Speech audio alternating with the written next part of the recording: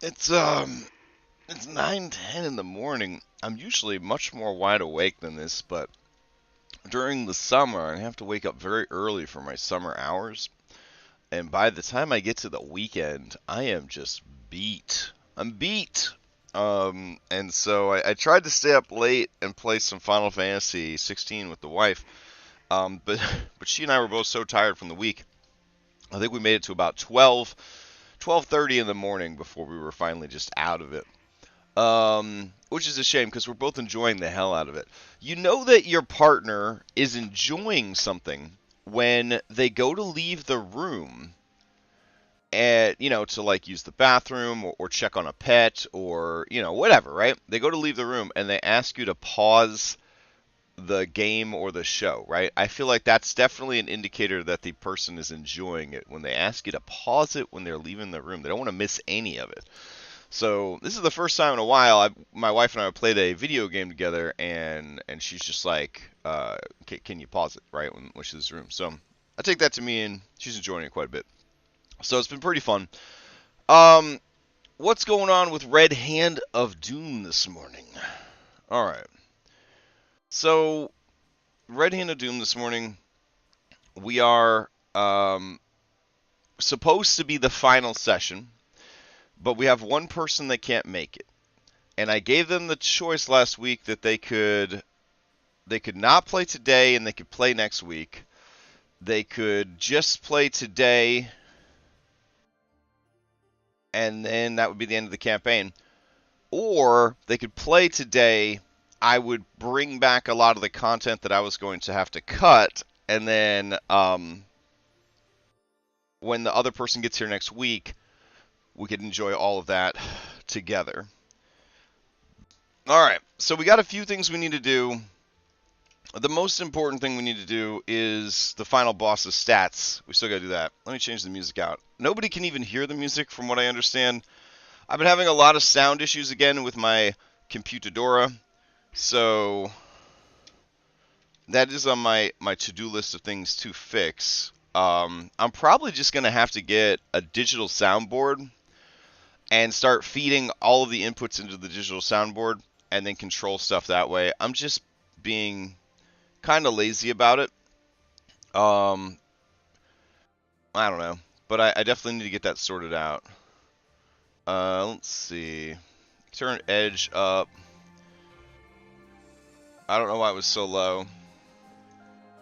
And turn this all the way up. Alright. And then that would allow me to turn this down. And it should still be loud for everybody else. Yeah. Damn. I swear to God it's my PlayStation 4 controller. Like, the thing is such a terrorist. It just wants so much from everything. But it's such a comfortable controller that I've been using it for everything. And even games that are like, we only want an Xbox controller, I've still been using it. Alright. So, in addition to that, we need to give Evil Thandlin a B-team ability. I don't know if I was like talking out of my ass last week about what his B-team ability is, but we kind of need to do that. So let's see.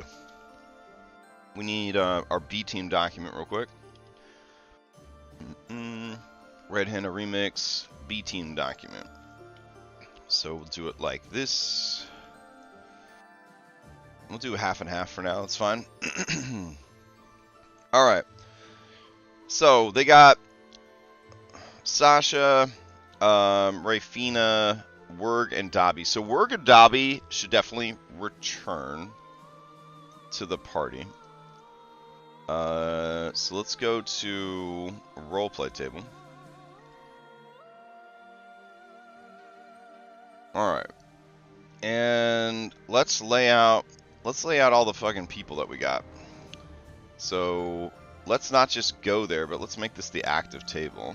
There we go. Alright, we'll grab Evil Thandlin, Knight of Bloodshed. Let's see. So we'll grab that edgy ass name, and we will replace the question marks with it. We'll change him to Friendly. update. He is a construct. So we'll go in here and we'll change this to lawful nothing. Let's see.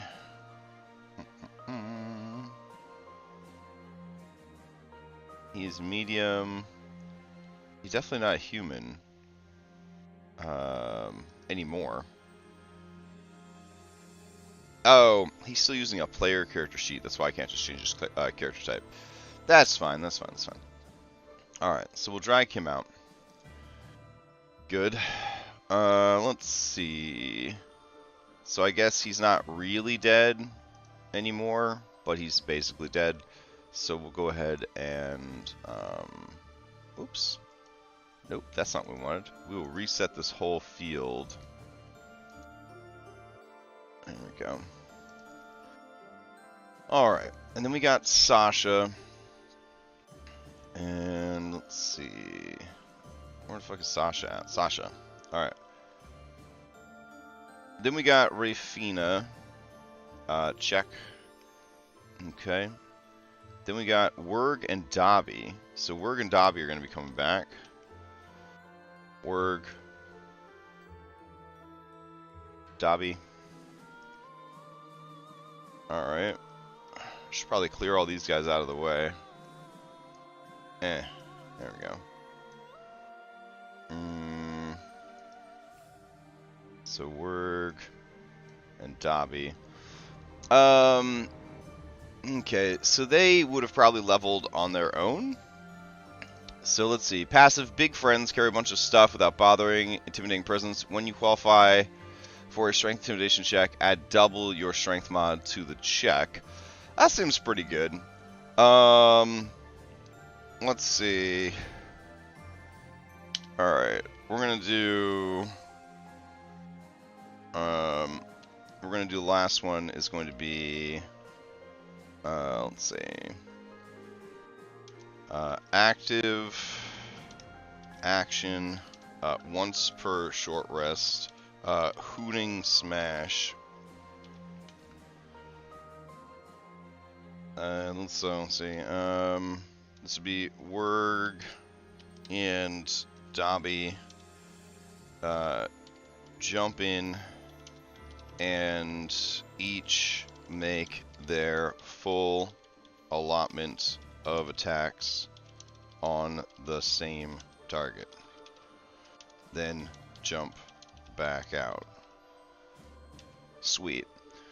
Alright, Jocelyn Cole Hewer. Yes, she's leveled up because she helped protect against the Veil. So access to Mending Cantrip, passive every 24 hours, spend, slotted in B team she can allow. Alright, new ability is active, action, once per short rest, can cast elemental weapon. That seems pretty good. Elemental weapon. Let's see. When you cast this at 5th or higher, the bonus increases, blah, blah. I'm just going to say elemental weapon with no need for concentration. It's still not a great sell, but it is what it is. Alright. Then we've got Gerard and Minette. Were they able to level up their Cullinancer skills? They were not. So they're just going to continue to function as is, unfortunately. Raijin. Was he able to level up? In a way, he certainly did. Now that he's a handsome human man, he will be able to make sweet love to everybody a lot easier. As an action, Raijin jumps into combat, performs his deliberate bite on one creature within 60 feet. He can't do that anymore. Okay, so we're gonna put Vanilla Chad as a passive. All attempts at diplomacy are made with advantage. Okay. And then we will put stoic chin, and that will be a active reaction. Okay. In response to being targeted, you can attempt a persuasion check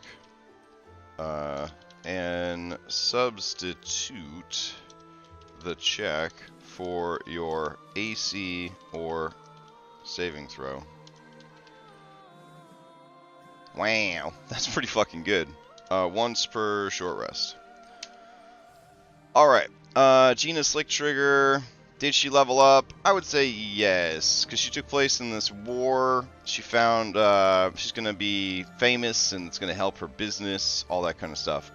Explosive, after each long rest, Gina creates 1d3 random bombs or grenades. Passive, every 24 hours spent in this. Okay. So we are going to put a new ability called Active. Kaboom. And it will be once per short rest. Gina creates an explosion that mimics a fireball, comma, but is not considered magical. This seems pretty good.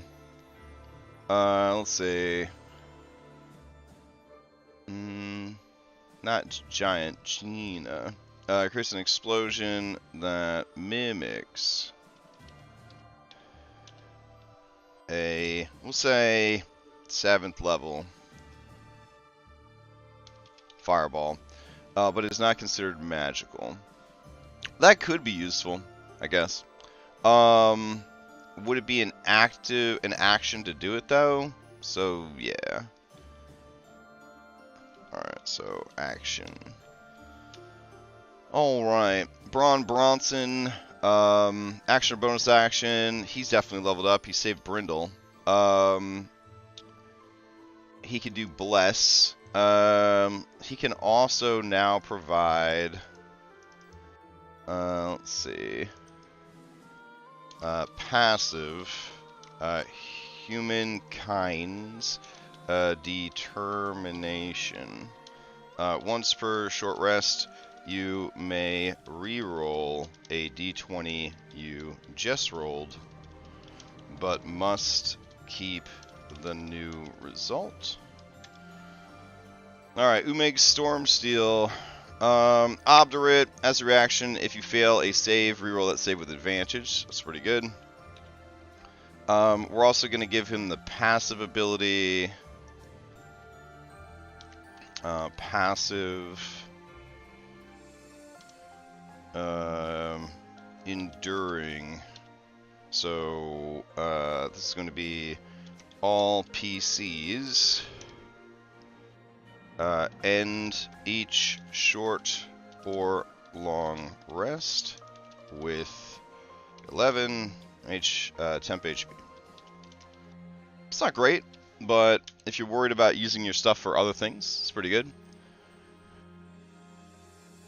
The Lion of Cormair. Pick a movie, one actor remains human, everyone else. That's easy. That's so fucking easy. That's like the lowest hanging fruit, bro. Glass Onion. Main character is the same, everyone else is a Muppet. Done. Alright. Let's see. Danlin Vanderbilt. Once per long rest, someone can use an action surge. So this is a free action. Alright. Let's see.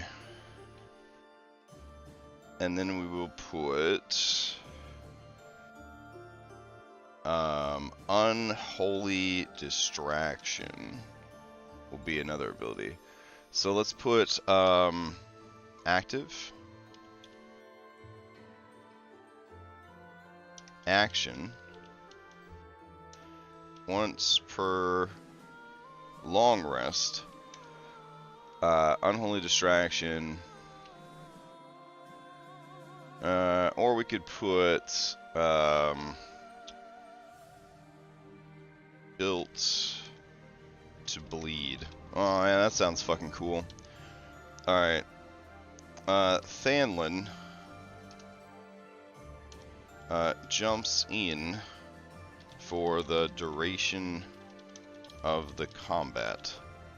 And we'll just say for 1 minute. For 1 minute.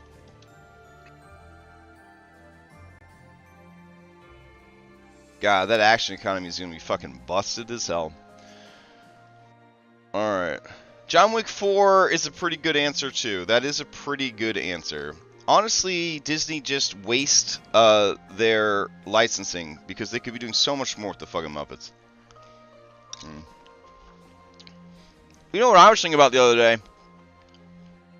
What if they redid Supernatural as an anime? I mean, holy shit. It's kind of the perfect setup, really. Two strong male characters that have way too many feelings but never talk about their feelings and do everything they can to avoid their feelings. They never talk to each other about the things they should talk to each other about. Imagine that as an anime with all the inner monologuing that would be happening because it's a monologue. Oh my god, it'd be so fucking good. Alright. So we got the B team updated. That's good. It looks like we never added Snow Gift to this list, which seems kind of weird. So let me add that. I don't know who they're going to bring to this final battle. Let's see. We didn't put little Tony in here. I'm such a bad DM, I'm gonna be honest. Alright.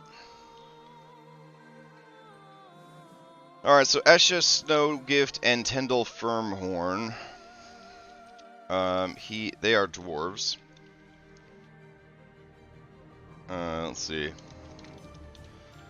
And they are blood hunters. And I forget what I said their fucking ability was, but I know that they didn't get slotted, so I'm just gonna put it in there. Alright. So I'm gonna put active. We'll put passive first. Passive monster knowledge. Recall knowledge on monstrous beings made with advantage. And then we're gonna have active blood transference. Alright. Let's see. Okay. So we're gonna say active. Here we go. Active, reactive. Okay. Blood transference, and we'll do active. Oh my god, I'm struggling here. Active, reaction. It's really not letting me type. Hold on. Active, reaction, once per short rest. Blood transference. When a creature is reduced to 0, the creature reducing it to 0 can gain temp HP equal to 25% of that creature's max HP. That's pretty fucking cool. Alright. Little Tony. Okay. He's a flump. He's kind of a dude, I guess. So, his thing is passive. Advantage to all saves. Against psychic, damage, and effects. Mind affecting spells. And effects. And wisdom saving throws. Once per long rest, gain expertise in 3 skills of your choice for 1 hour. Damn, it's really fucking good. Alright, so that should be all of the B team NPCs. God, I hope so. Obviously, some are much better than others. But it is what it is. Let's see. Yeah, we'll just take it as is at that point. Alright, so with less than 30 minutes to go, let's go ahead and deal with let's go ahead and deal with the stats for the final boss. Alright, so I'm gonna get rid of that. And we got our stats right here. Not our stats, our notes. Yeah, man. I'm struggling this morning. Alright, let's not make this the active map, but let's go over to the Fane of Blood. And let's go to the Sanguine King. Okay. I don't know why I've been, like, sleeping on this so long, but we gotta fucking do this. Alright. So here we are in the Fane of Blood. We've got the Sanguine King who's trying to rise up. We've got Azar Cool, the Champion of Blood. Now, Azar Cool, the Champion of Blood, we just copied the vampire boss that we already had. So that's all we've done so far for this guy.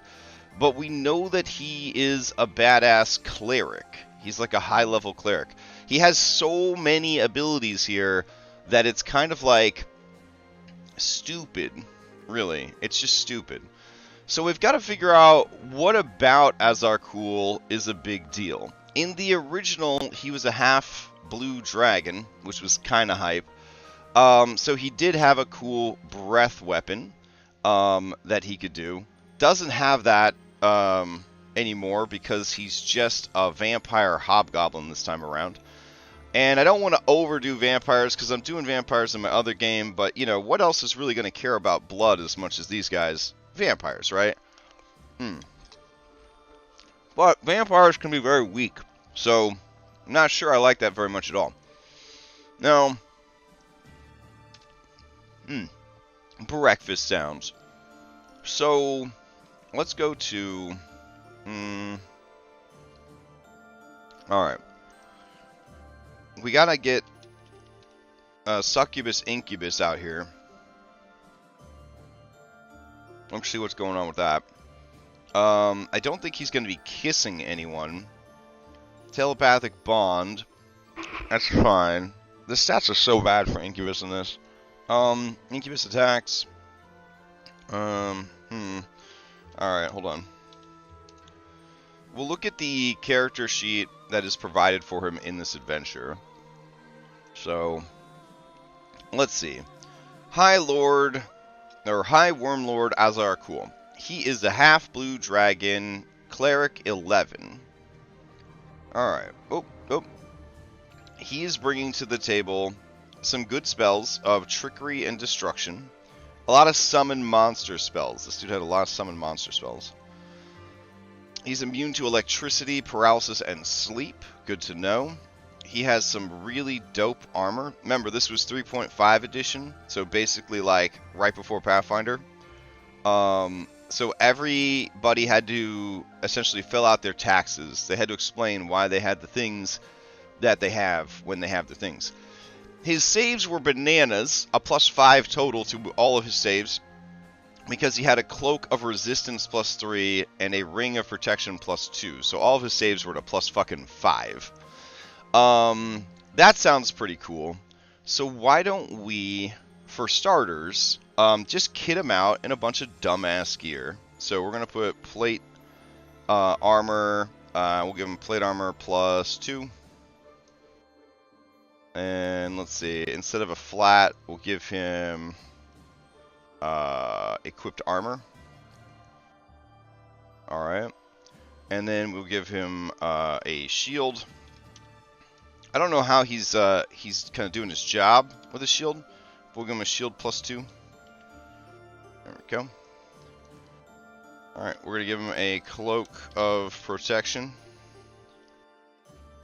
There we go. Alright. And let's see. Equip. Equip. Alright. That should bring his AC up to a 25. That's pretty good. What if we unequip this? Oh, so it's actually supposed to be a 26. Jesus Christ. Okay. Let's see. What if I did this cloak of protection that actually has the stuff built into it? So let me delete that. I don't think NPCs can benefit from this stuff.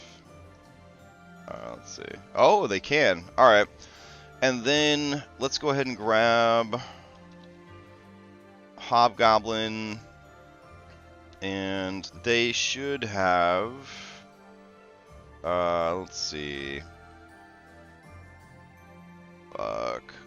Brain, please. Just do your job. Alright. Liminar armor. I thought they would have defensive style on here, but maybe not. That would raise his AC a bit more. 26 is still pretty fucking good. Dude's showing up like Iron Man for this final fight. But I feel like it would still be higher. I'm trying to think of other ways that we could get this even higher. Maybe he has a shield of faith around him. That'd be pretty cool. So let's see. Is anyone logged in yet? No one is logged in yet. So let's go to these effects. Alright. Give him that. Gonna close out this. There we go. So that puts his AC up at 28. So they could dispel the Shield of Faith effect, but he himself is not concentrating on it. He's just getting it from being in this inner sanctum. Alright. That sounds pretty good. Then he should have something else for a weapon, like a Mace of Terror. Mace of Terror sounds pretty good. It's not the best weapon in the world, but... Alright. So his Mace of Terror, when is frightened this way, blah blah blah. Alright. So he'll go ahead and equip that. We'll go in and... we'll get rid of this by making it secret. There we go. So I have to see it and be reminded of the ability, but nobody else does. Alright, we'll get rid of these great swords. There we go. We'll put that there. And we will go ahead and make this secret just to keep chat kind of cleaned up, but I still want to be able to read it, but for the players. Alright, doesn't have this great sword. There we go. He doesn't have a crossbow. What he would have for sure is a spiritual weapon. So let's grab spiritual weapon. We'll go ahead and duplicate this. And for this, what are our options? We got a big ugly scythe there. We got bats that are flying around. That's kind of dope, actually. Or we could go and get an animated effect if we wanted to. So we could go to modules, and we could go to JB2A, library. I believe it's a second level spell for spiritual weapon, and I believe they have 1 million options. We have an evil lightsaber, We got an evil scythe, and we got an evil red sword. All those seem pretty good. Alright. So let's see. Sword, flaming red. Sword, spectral red. That's what we want. Alright. And then we're going to go to the prototype. Go ahead and put that in. It's got to be way, way bigger. So we'll do like 3x3 there. Update. Alright. And then we'll give this thing so many hit points in case we accidentally target it. And, because I was doing that in Curse of Strahd, it was getting really obnoxious. So, his attack with Spiritual Weapon, the spell. Oh my god. Spiritual Weapon, there we go. Would be only a +7, bruh. That doesn't seem right. Oh, he doesn't have a spellcasting ability set. Alright. The implication is that this dude was juicing it. So he also had a Pearl of Wisdom. But I think it was like... why is there a 12 there? Pearl of Wisdom? Pearl of Power. They don't have Pearls of Wisdom anymore. They don't have Period of Wisdom either. Undentify. Pearl of Power. I'll just give him a high Wisdom because... Alright, we'll give him a 22. There we go. Okay. All that seems pretty good. Let's see. He would not have Hunter's Mark from Orcsbane. Not sure where the fuck that's coming from. Oh, right here. So let me delete that. Okay. Unarmed Strike. Sure. So his spiritual weapon should be rocking only a +12. Damn. Okay. So what we're gonna do is we don't need all this description and shit. We're just gonna go for the strike. Alright, so it's gonna be CR 17, and it's going to have a wisdom of 22. And now when it attacks, let's see, one bonus action, melee spell attack, there we go. It is wisdom based, and le damage is, well, I feel like this dude would definitely upcast this shit. So when you cast a spell using a spell slot of 3rd level or higher, the damage increases by 1d8 for every 2 spell slots above. So 5th, 7th, so it would be 3d8 is what we're looking at. Alright, so this would be 3d8 plus Atmod, force damage. Just a little bit of chip damage there during the battle. Just a little bit of chip damage there. Alright, so we'll drag...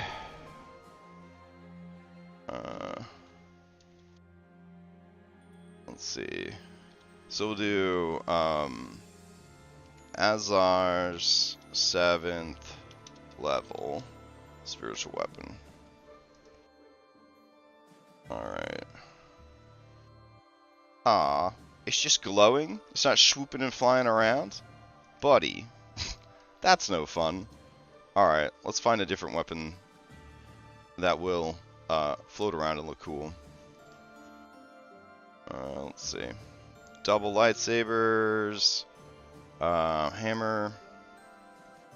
Staff. Scythe. I hear you. I hear you. Let's see.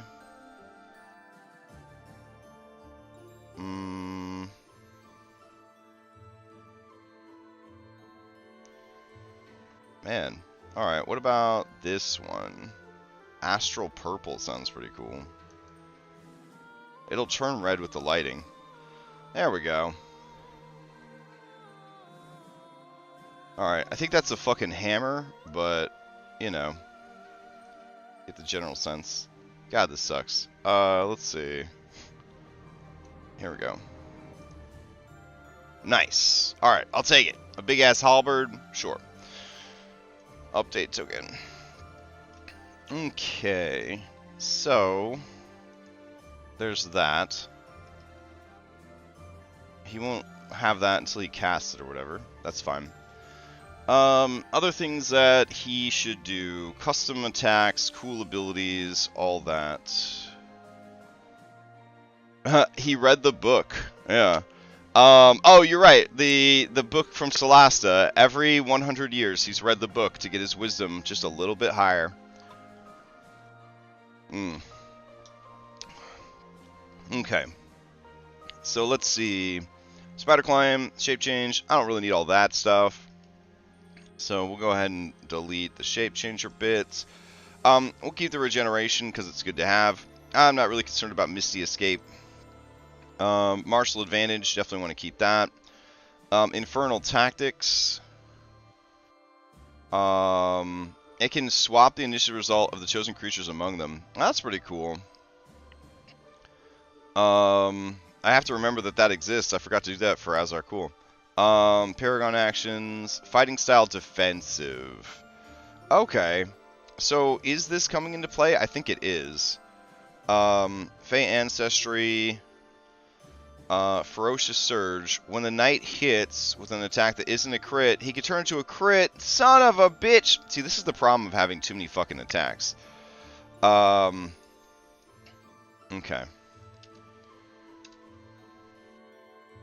I'm gonna put recharges when a nat 1 is rolled. There we go. And then we'll put Azar hits with an attack that isn't a critical hit. He can turn the hit into a critical hit. That sounds fun. Alright. Brave. Absolutely, buddy. I'm going to go one better. I'm going to say that given your position and the things that you have dealt with, yeah. Bloodied, the Champion of Khorne does 10 extra damage to every strike. Alright, also cool, but didn't come up last game. So we probably need to fix that as well. Alright. So we'll go ahead and put that in here. Alright, so when Azar cool, when bloodied, there we go. Azar cool, deals 10 extra damage with every strike. Alright. You know, it's kind of cool that we didn't use the Sun Karn because it would have been, you know, it would have been a lot. Let's see, utility, and then damage. We'll just put the number 10, and that'll be good to go. Alright, parry. He doesn't need parry, so we'll get rid of that. Azar definitely should have been using that as well. I was so fucking out of my mind last Saturday from, like, pain meds and stuff. I can't believe we even had a cool fight at all. Alright, so let's see. Multi-attack. We are going to put Spell Blade training. Okay. Azar cool can use a single action or Paragon action to cast one spell and make one weapon attack. Alright. That's not too bad. Here, we'll make it spicier. He may substitute his spiritual weapon for a weapon attack. There we go. That's spicy AF, you know what I'm saying? Alright, so we'll get rid of that. He doesn't need leadership at this juncture of the game because he's a high-level cleric. He could just bless everybody if he really wanted to. He will keep Fortune of Many, Coordinated Strike. Children of the Night, I don't really feel like him summoning some fucking bats. Charm Effect, could be good. Blood Curse of Binding is a bonus action. The Blood Hunter targets one creature it can see within 30 feet of it. Target must succeed on a saving throw or have its speed reduced to 0. Be unable to take reactions. That one's pretty fun. That's a bonus action, though. But he's getting his spiritual weapons out in other ways. So that should be okay. So, for Blood Curse of Binding, as a bonus action, Azar, cool. Targets one creature it can see, blah blah blah, and it's a DC 20. Strength saving throw or have its speed reduced to 0. Be unable to take reactions. Target repeat the saving throw at the end of each of its turns, ending the effect on a success. That sounds like a fun ability. Alright. What are best 5e cleric spells? Alright. The top 10 best cleric spells. Okay. Healing Word and Aid. Woof. Spiritual Weapon, we got it. Spiritual Guardians, I feel like without Warcaster, he's going to get taken out. Let's see. Warcaster. Somebody's got Warcaster as an ability. I think it's the Devastators. Let's see. Warcaster. There we go. So yeah, sure. We'll give him Spiritual Guardians.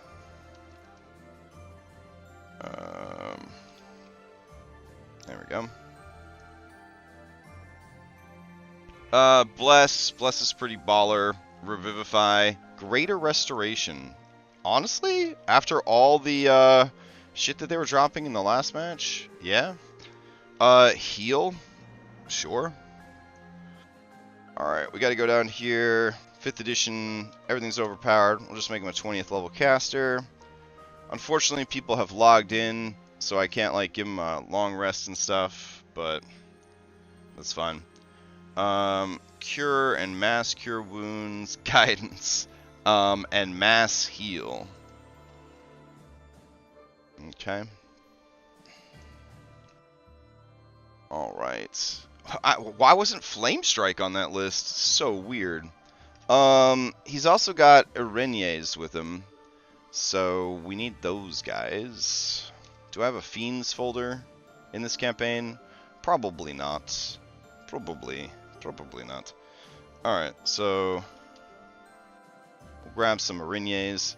Rope variant, of course. Alright. So these Irenaeus they're kind of hot garbage, if I'm being honest. They're not great. But, you know, they're here. They're just supposed to be ads that help them in the fight. They do extra poison damage, is kind of their thing. So against low-level people, wow, what a threat. Against higher-level people, not so much. Not so much. But he'll have 2 of those. We'll have to clean up their sheet as well. In the background, we still got this boy up to no good, causing some trouble. I'll have to figure out some other cleric spells for him. I guess it's good that today's not the final session. Obviously, if today was the final session, I would have woken up a hell of a lot earlier to get this stuff done, because I left it till the last fucking minute. We still have one more session next week. I guess we'll wake up super early for it to make sure everything is good to go. Maybe we'll work on some epilogues. But yeah, we're pretty much there. We're quote unquote in the end game now, maybe for reals. So I guess we'll see what happens next. Game starts in 5 minutes, so I guess I gotta go and get ready for that. So while I'm doing that, real quick announcements. There's so many announcements now. I gotta just make like a little B-roll that I play when it's announcements time. But I'm going to be playing some Sea of Thieves this afternoon. Hopefully I can find a couple of people to sail with to play some Sea of Thieves. Tonight I'm running Curse of Strahd Classic off stream. Right after Red Hand of Doom, Orpheus is running Raiders of the Serpent Seas. Tomorrow morning we've got Curse of Strahd Daybreak. Tomorrow night Mythic Odyssey. Monday we're going to prep Outlaws of Alcazar. Tuesday Cyberpunk Red and Pathfinder Abomination Vaults. Wednesday we're going to play some Dragon's Dogma. Thursday Curse of Strahd Nightfall. Friday Orph is running Rime of the Frost Maiden. And then Saturday morning we'll be back here to finish up this campaign. Depending on how long that takes, we may or may not be hanging out in the time after the session to kind of shoot the shit about the campaign and do a little Q&A, answer questions, that sort of thing. The following Saturday I'm on vacation, and then there's no more Saturday stuff until August, or mid-August, when Outlaw starts in Saturdays. I hope everybody enjoys their Saturday. If you want to watch the stream with us, it's Lexaeus22 on Twitch. We'll be streaming. Otherwise, the VOD will be up on Friday. I think it comes out on Fridays. So yeah, enjoy your weekend, and I'll see you next time.